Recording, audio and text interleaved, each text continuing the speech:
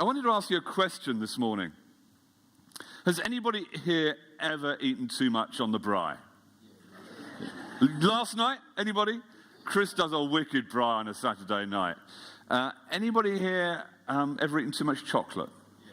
Yeah, okay. This isn't a time for confession, but we're moving that way. You go to the supermarket, don't you, sometimes, and you go for a little bar of chocolate. So you're going to watch a movie. You think, and the little bars I find are always on the bottom shelf in the supermarket. But right up at hand height are the super big value bars. And you think, wow, if I bought the big super value bar, it would last me so many movie nights. Yeah? You ever fallen for that one? And I'd save so much money. And later that evening, you're sat there, you're watching your movie, and you look down, and there's just one strip of the chocolate bar left. And you think, oh my goodness, if I eat any more, the unthinkable is going to happen. I'm sure there's not a Christian in this city that's ever self-indulged in that way. It may sound strange, but I reached that point in my Christian faith. I felt like I'd consumed so much. I'd listened to so many great sermons, read so many great books, been to so many great Christian conferences. I'd just consumed it all in my hunger for Christ. But I realized that my faith had become self-indulgent. And I kept on consuming and consuming and consuming. And I felt God challenge me, Matt, deprivatize your faith. Take that which I've given you in Christ and put it out there in community. Put it out there in society. Don't keep it to yourself. Make it real. Don't just preach about it, live it. And so this may sound strange, but I began the journey of deprivatizing my faith by joining a political party. You don't laugh at me, I'm English.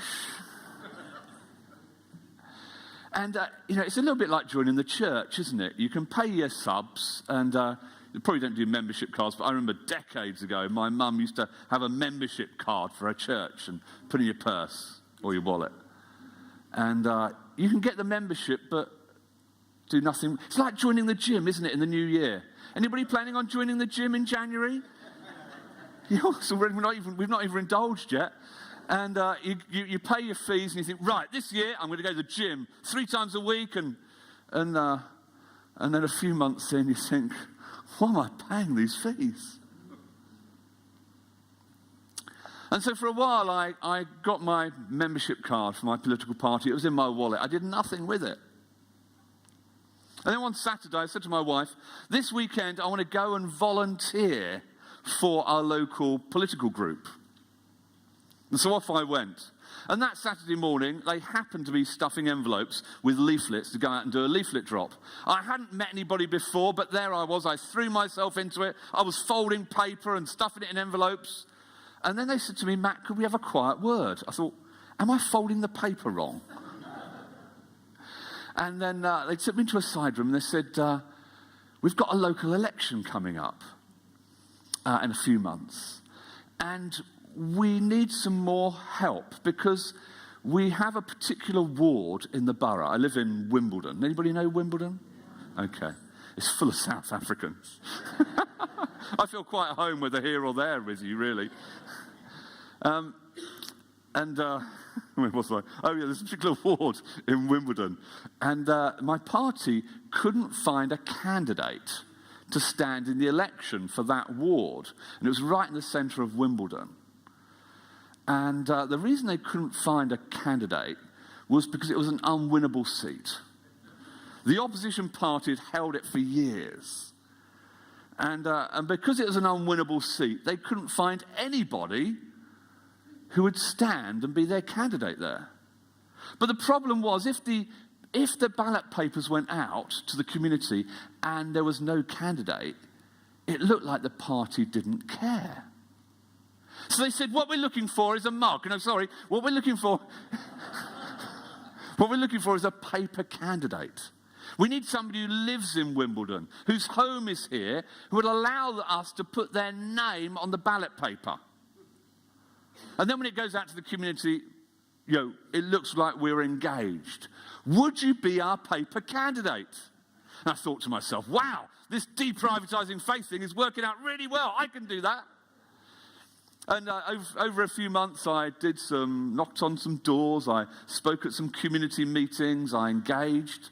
But I was traveling a lot, so I didn't manage to do too much. And on the day of the election, I was out with a friend. We just played a game of squash or something, and we were down the pub with a pint in hand. And I said to him, Chris, do you fancy a laugh? And I explained to him the story of what had happened. I said, today I've been in the local election. Should we go down to the town hall and have a laugh about how badly I lost? He said, yeah, that'd be great. I said, don't be that enthusiastic. So we finished our pints and we went down to the civic hall. They call it the Count. And as we sat there, they were literally piling up pieces of paper side by side, counting the votes. And it got to 11 o'clock at night, and I'm thinking, this is a school night. I've got to go to work tomorrow. Got to midnight. They were still counting, 1 o'clock in the morning. Finally, at 2 a.m. in the morning, the chief exec took to the podium. And he began announcing the winners for each of the wards. And he got to my ward in the centre of Wimbledon, and he announced the winner was Matt Bird. I thought, I was a paper candidate. This wasn't meant to happen. When I got home that night, I get up early and I go to bed late, and I try not to disturb my wife. And that night, I stripped naked. I know you don't need to know this. But I try not to disturb my wife, so I stripped naked in the hallway. Inside the property. And I crept into the room like a mouse, or my interpretation of a mouse. And I slipped under the duvet, and I pulled it back, and I thought, oh, thank you, Jesus. I've made it. And then there was this voice. What happened? I ignored it, hoping it would go away, but it came again. What happened? I said, well, I don't normally stutter, but on this occasion, I was finding it hard to find the words to express what happened. So I simply said, I won. She sat bolt upright in bed and said, you what? You're a paper candidate. And I began my journey of deprivatizing my faith in the public square as a local government elected official. Jesus said, you are the light of the world. Amen? A city on a hill cannot be hidden. No one lights a lamp and puts it under a bowl. Instead, they put it on a stand. So it gives light to the whole room. In the same way, let your light so shine before men and women that they may see your good deeds and glorify your Father in heaven. That's our faith. Our faith is not something to be hidden under a bowl. It is not private. It's a public faith. It's a faith that we elevate. It's a faith that we are confident in, that we stand proud about. Not because of us, but because of Him. Our faith is profoundly personal, my friends. When you have an encounter with Jesus Christ, as I did at the age of 19, I went to church all my life. I prayed the prayers, I said the amens in the right places. I listened to the sermons, I even sang the songs. But at the age of 19 years old, I discovered Jesus loved me and liked me, and it transformed my life forever. Our faith is profoundly personal. Profoundly personal. But it was never meant to be private. It's a public faith. And Jesus calls us to go public with our faith. To wear our faith confidently in the marketplace, in our families, in the community in which we live, in the city of which we're a part, in the nation that he puts us, to go public with our faith, to be salt and light. You see, two things I want to say this morning. The first is this: that a privatized faith, a faith that's under a bowl, a faith that is just about you and him, is impotent to change the world. It's powerless to make any difference.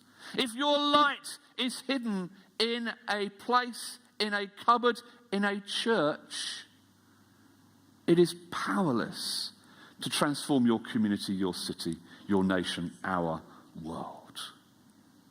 There are places I go to where there are huge numbers of people, large percentages of the population of a city or a country who go to church on a Sunday, who confess Christ.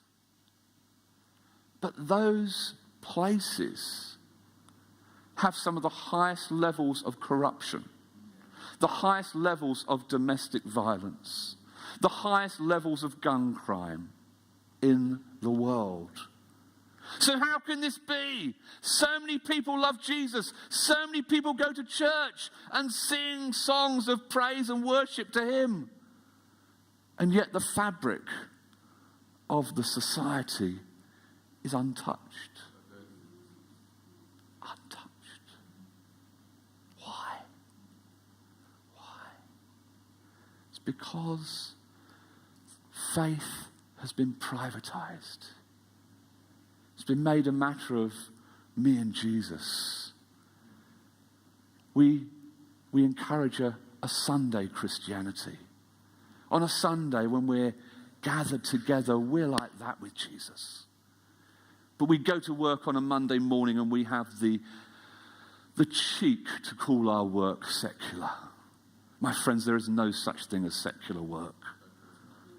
Your work is either sinful, in which case, get out of it, or it is your place of worship to Jesus Christ. We cannot privatize our faith. It is impotent to make changes in the world around us. It means that we go to work to earn money to live. It means we're trapped because of our obligations to family and the commitments, the financial commitments we've made, and we go to work for the money. My friends, if you go to work for the money, think again. Think again. Because we're called to deprivatize our faith. Our work can become part of our worship, can be an integral part of God's calling and mission for our lives. Paul said to Timothy in 2 Timothy chapter 3 verse 5, he said this: in the last days there will be a form of religion which will deny the true power of God. A form of religion, an outward expression of religion, but no true power. A privatized faith. A religion powerless to transform society. Let's go public with our faith. Wherever we go, whatever we do. And I'm not talking about preaching at people or ramming the Bible down people's throat. I'm talking about being salt and light. We flavor things, we color things with the colors and the flavors of the kingdom of God. God has called us to be kingdom people, establishing an alternative culture, an alternative way of life called the kingdom of God. We're not building church out there. We're building the kingdom of God. Salting and lighting and colouring the world with God's colours and flavours. The second thing I want to say is this: that a deprivatized faith transforms the world. I want to read from the Gospel of Luke, chapter 17. You don't have to look this up, but if you would like, It's Luke chapter 17, verses 11 to 19. I've just noticed, George, my phone, oh no, it says it's a couple of hours earlier than it is, so I must remember how long I've got to preach. I looked down and thought, I've got 2 hours to preach. I get all excited. No, actually, I had to add on a couple of hours. Okay, so here we go. Now, on his way to Jerusalem, Jesus travelled along the border between Samaria and Galilee. As he was going into a village, 10 men with leprosy met him, and they stood at a distance and called out in a loud voice, "Jesus, Master, have pity on us." When he saw them, he said, "Go, show yourselves to the priests." And as they went, they were cleansed. One of them, when he saw he was healed, came back, praising God in a loud voice. He threw himself at Jesus' feet and thanked him. And he was a Samaritan. Jesus asked, "Were not all 10 cleansed? Where are the other 9? Has no one returned to give praise to God except this foreigner?" Then he said to him, "Rise and go. Your faith has made you well." In that era, if you had leprosy, you were excluded from society. You were forced to live outside your village, outside your town, outside your city. So when these lepers heard Jesus coming, sorry, Siri's talking to me, be quiet. When the lepers heard Jesus was coming, did you hear? They stood at a distance because they weren't allowed to approach people who were clean because they were viewed as unclean. And you notice they shouted because they weren't allowed to get close enough to Jesus to have a conversation with him. And they begged for a living. They lived on the scraps from the dump outside their village, outside their community, outside their city. And that's how they survived. But you see, when they met Jesus, something incredible happened. He didn't say, "Oh, your sins are forgiven. See you in heaven, mate," and carried on. He transformed their lives. They were physiologically cleansed. And in those days, it was the priest who said, "Clean, unclean." And the priests had declared these men unclean. And they were forced to live in a ghetto outside their community. No longer could they have contact with their family, with their friends. No longer could they go to the market and trade and work. They were outside the city. And so the first thing Jesus did, in fact, it was all that Jesus did, was that he literally transformed their lives. He healed them. He cleansed them. He forgave them. But you see, the really, really important point is what that achieved for those lepers was they became suddenly socially included. They went to the priest who declared them clean, and now they didn't need to live in their ghetto. They could return to live with their family. They could return to live with their friends. They could return to the marketplace. And there was a radical social inclusion. There are so many people in our cities, in our nations, who are socially excluded, who are left out for whatever reason, who find themselves on the edge, on the margins, outside, not included with the rest of us. And this has a massive damaging impact upon them. Last Friday, a week ago on Friday, I was speaking in Ireland at a public health conference. And I looked into the impact of social inclusion upon health. And there's a study that's gone on now at Harvard University in the United States. It's called the Harvard Study of Adult Development. It's the longest attitudinal study in history. It's now spanned 8 decades. And they've had 4 directors who have overseen the studies. And they've looked at the development of these people through these 8 decades.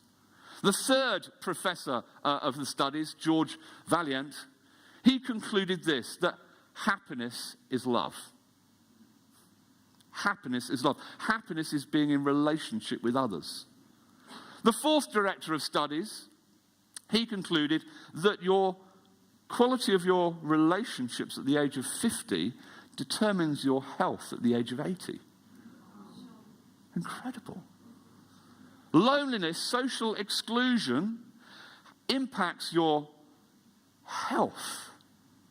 Loneliness leads to a higher incidence of heart disease, of blood pressure, of depression, of suicide.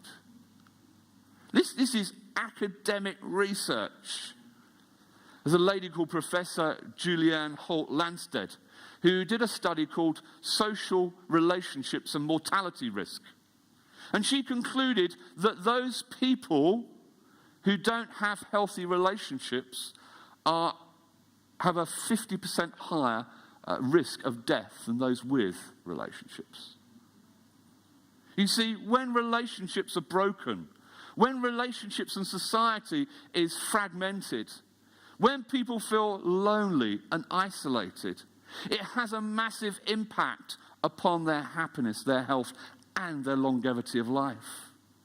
And what Jesus was doing as he socially included these people, he was giving them literally life. Not life just when they died, but life now. He was giving them health. He was giving them happiness. He was giving them longevity of life. So he physically healed them. He socially included them. And thirdly, he economically empowered them. These were men who could not go to market. They couldn't earn a living. They were not allowed to interface with other people. They were unclean. Jesus economically empowered them. He didn't give them a handout. He enabled them to go back to work. He empowered them to earn a living for themselves. They no longer needed to beg and rummage around in the scraps left by others to live. But he gave them the ability to work. I was reminded of Peter and John as they went to the temple to pray. And there was a beggar at the gate called Beautiful. And they said, the guy there was begging. And Peter said, gold or silver I don't have, but I give you what I do. Be healed. And in that act of healing, that man was economically empowered. He no longer needed to beg for a living, but he could go to work. Jesus economically empowers us. He gives us the ability to work and provide and to give and be generous to others. And fourthly, Jesus politically engaged. You see, the whole of Jesus' life, he was challenging the politics of his day.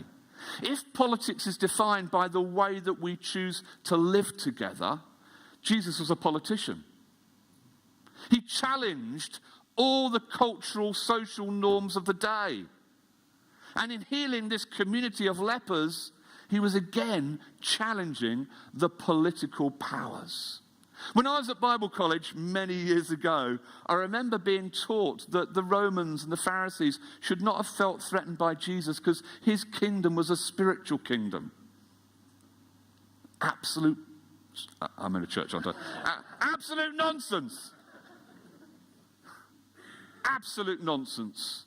Jesus came to challenge political power.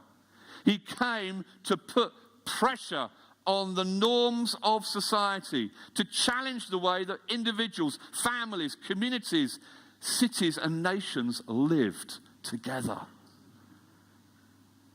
So you see, if faith is deprivatized, if faith really is public,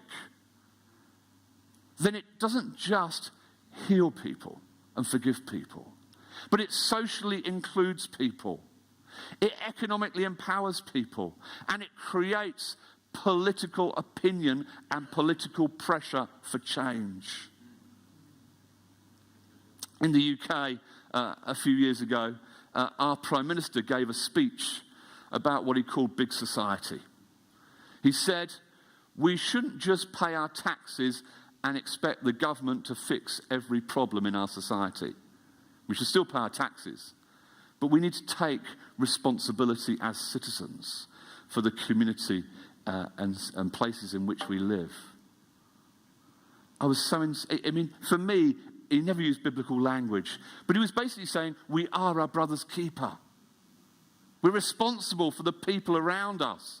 We can't just pay our taxes and expect the government to fix it. We can't just give our tithe or offering to the church and say, I've done my bit. And so I gathered some friends together and we began to say, what is God doing through the church in the UK, and how can we do more of it to create economic empowerment, social inclusion, and create political change? We sat we met for breakfast in a little Indian restaurant, spicy scrambled eggs and all that, kedgeree.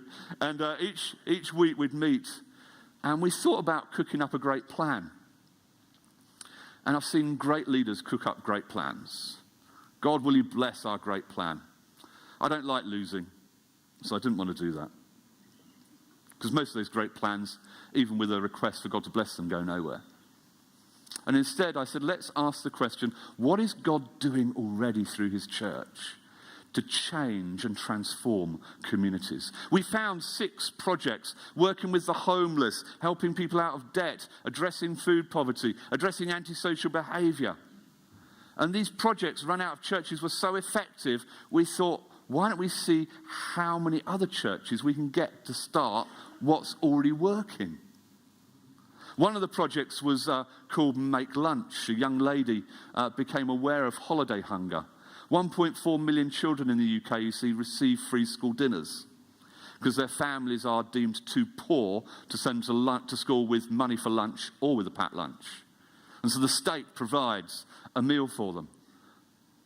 It's great. But what happens in the holidays? When the schools aren't running, when the school kitchens aren't making a hot meal a day for those children in the United Kingdom, I'm ashamed to say, go hungry. Rachel phoned 3 friends in 3 churches and said, this summer, let's make lunch for children who'd otherwise go hungry. Rachel doesn't think she's a leader. She just became burdened about a social problem. And we supported her. We met her at that point. And over those first 2 years, we helped her support 56 churches to start that Make Lunch project. And they fed 11,500 children. We've now found 33 projects like Make Lunch. And we've helped 3,500 churches start one of those models, mobilizing 56,000 volunteers a year, impacting 1.4 million people. We have only just begun, because I believe our faith is a public faith. I believe that Jesus calls us not just to offer people the reassurance they're going to get into heaven when they die, but to transform their lives now. You see, we have over-futurized our faith. You know, faith isn't about the promise of heaven when we die alone. Faith is about the here and now. Jesus didn't say, oh, lepers, your sins are forgiven. See you in heaven. No. He transformed their lives. He didn't introduce them to a privatized faith that was happy just to sing the songs and say the prayers. Their lives are turned upside down. We have I believe, not only over-futurized the gospel, but we have over-spiritualized the gospel. Don't get me wrong, I'm not saying the gospel isn't spiritual, but it's social, economic, and political as well. We can't say to people, your sins are forgiven, and leave them where they are. Jesus takes hold of our lives and he turns them upside down. He socially transforms our lives.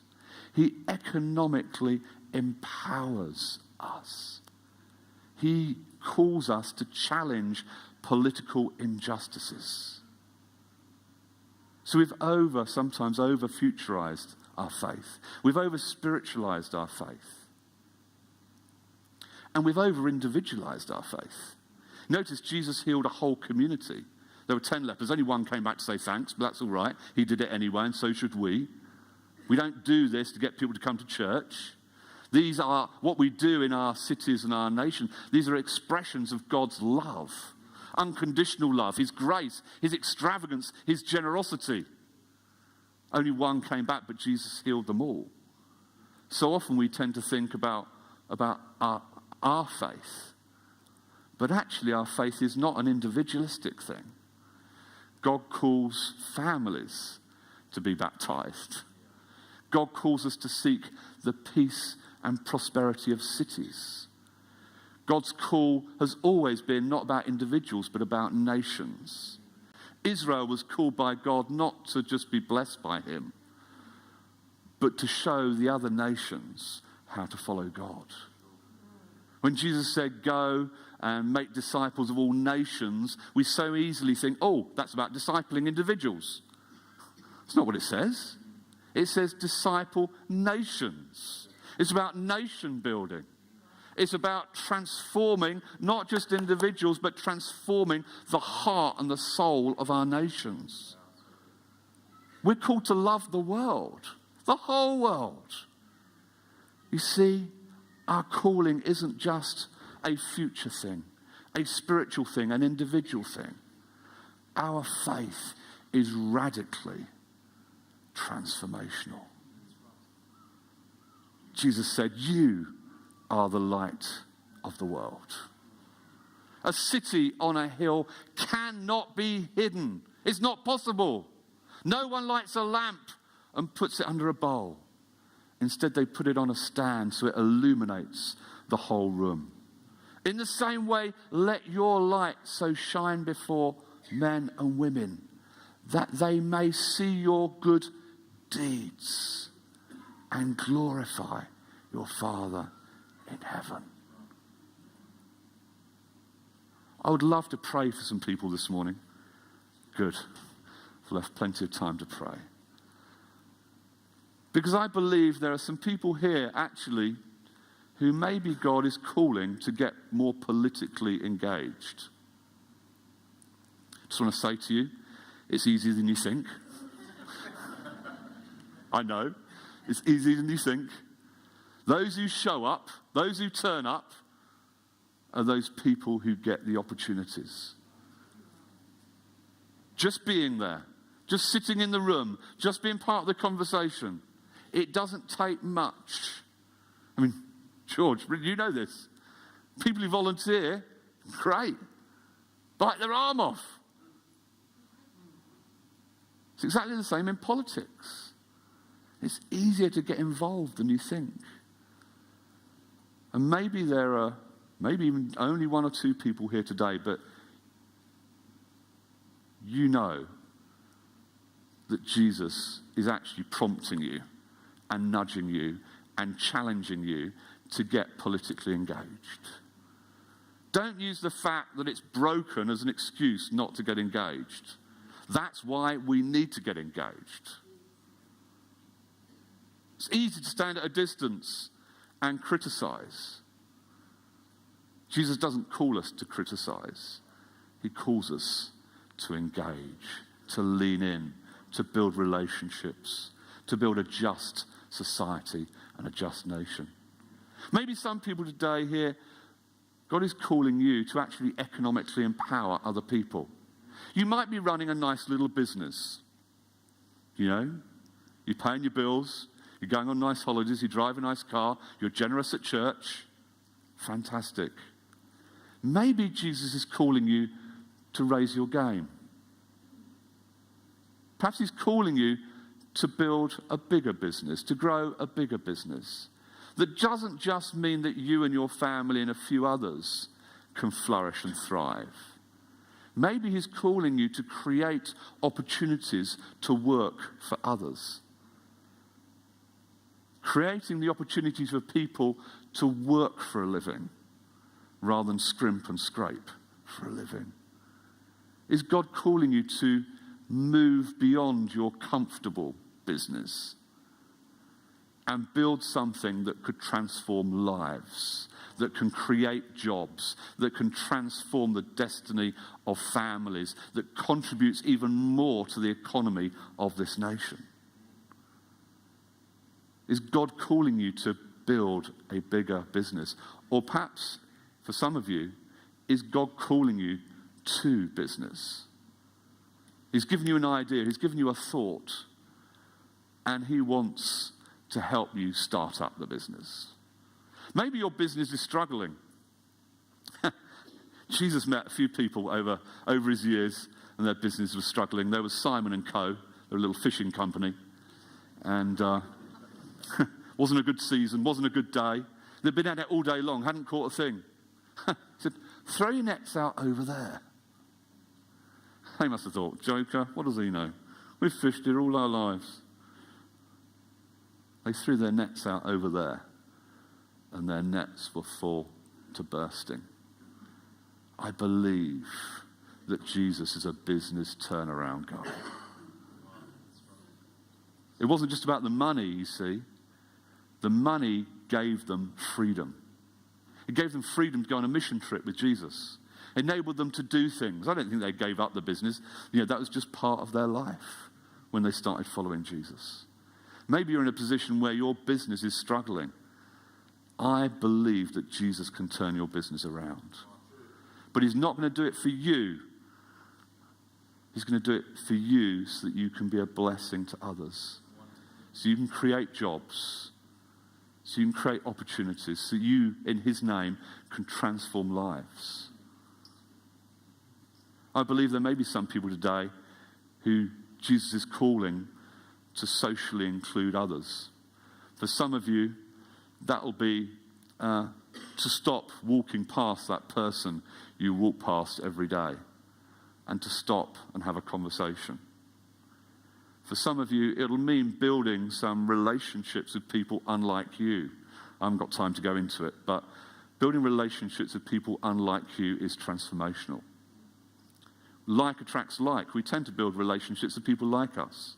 But trust me, you begin to build relationships with people unlike you, it becomes transformational. And some of you are involved in not-for-profits and NGOs, and Jesus has already prompted you to do that. But there is a greater prize. You just feel currently like you're scratching the surface of the social need in this city. And Jesus is actually going to enable you to transform hundreds and thousands of lives. Not to become dependent upon handouts, but to give people a hand up that transforms their destiny and their future. Will you stand with me?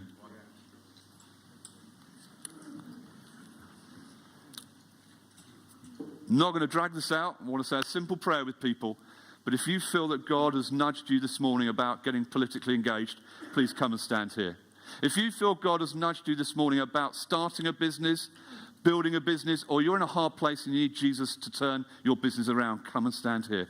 If you feel God has called you to reach out to people in this city that are socially excluded and you know that you're currently turning a blind eye, and this morning he's challenging you, come and stand here. Come now, I'll say a simple prayer and we will close. Come and join me, please.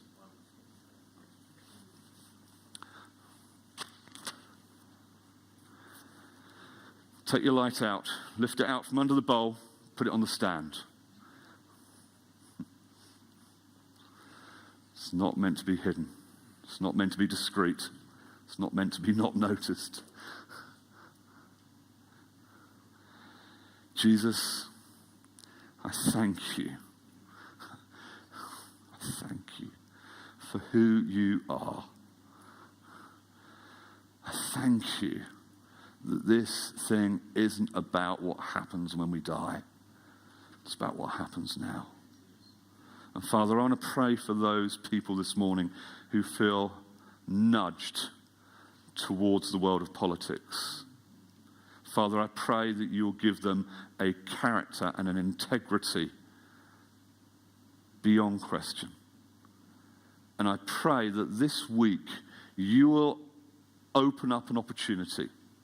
You will create an opportunity for them to do something that takes a step towards greater political engagement. A phone call, a meeting, a chance encounter. Father, lead them this week, we pray. Father, for people here who feel called to business as their place of worship, Father, I pray that you help them build a bigger business to employ more people and make a bigger difference in this city and in this nation. Father, if there are people here this morning whose business is struggling, who are living hand to mouth, Jesus, I pray this week you will lead them where to fish. From a place of scrimping and scraping to a place of abundance, of more than enough. Father, take them to that place, I pray. Turn their business around. Turn their career around, please. We cry out to you. And Father, for those people this morning who feel a call to the excluded, to the left behind, to the overlooked, to those on the margins, Father, help us not to use the excuse that we can't do what we do for everyone as an excuse to do nothing for anyone. Father, I pray that you will increase those people's love for you and love for others. Give them hearts of compassion. Give them creative, imaginative thinking, not just to prop people up, but somehow put those people on a journey of transformation and change. We pray in Jesus' name. Come upon us by your Spirit, and may the transformation that you have done in us be the transformation that you'll do in this city. We pray in Jesus' name. Amen.